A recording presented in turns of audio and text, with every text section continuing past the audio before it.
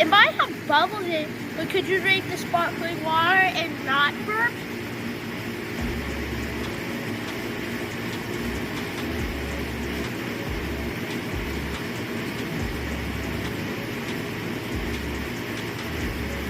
Oh my gosh. Oh no. I can't.